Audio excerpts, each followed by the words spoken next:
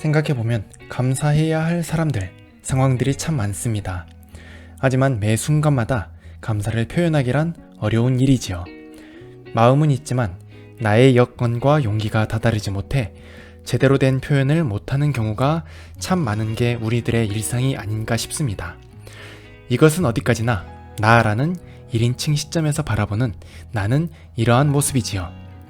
만약 감정을 수치화해서 최소값이 0이고 최대값을 1이라고 해봅시다. 내가 바라보는 나는 내 안의 감정을 모두 읽을 수 있지요. 0이든 0.5든 0.75의 감정이든 간에 말이지요. 그래서 이를 아날로그 데이터라고 할 수 있습니다.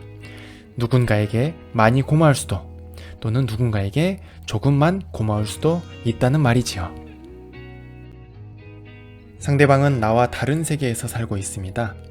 같은 공간이지만 다른 시간을 보내거나 같은 시간이지만 다른 공간 속에 있을 겁니다. 그렇기에 다른 사람에게 고마움, 미안함을 표현하지 않으면 알 길이 없습니다.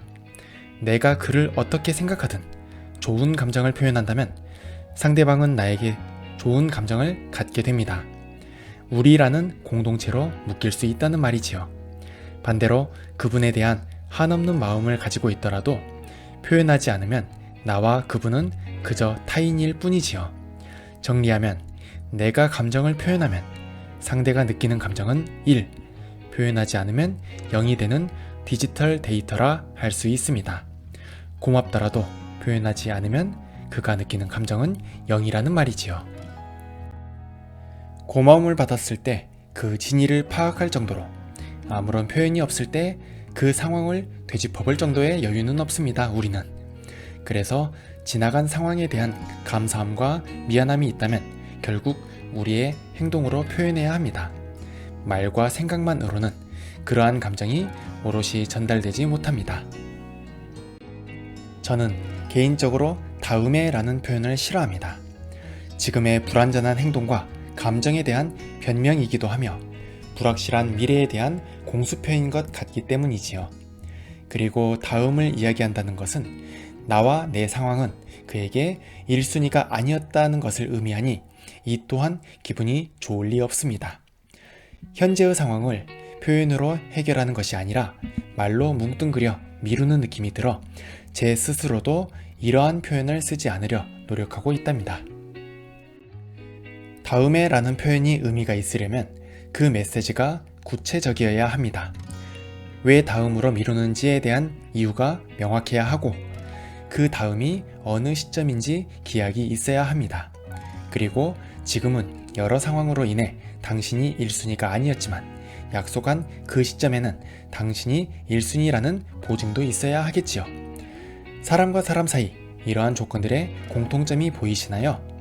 바로 내가 당신에게 마음이 있다는 것을 명확하게 표현하고 있다는 점입니다. 학생들, 나아가 배움을 앞둔 모든 사람에게 공부가 1순위인 경우는 그리 많지 않을 것입니다. 취업의 관문, 대학 입시, 자격증을 위한 도구로서 공부가 작용하지 공부 그 자체에 마음을 쓰는 경우는 삶에 있어 드문 일일 것이란 생각을 합니다. 학창시절에 공부를 하지 않기 위한 다양한 이유들을 만들어 봤을 것입니다. 아주 창의적으로 말이지요. 다음에 이따가 또는 내 몸과 상황이 준비되면 하자 라고 자신에게 면죄부를 쥐어주었던 경험들이 많이 있을 것입니다. 이 또한 공부에 마음이 없기 때문이지요. 이처럼 마음이 없는 다음은 존재하지 않습니다.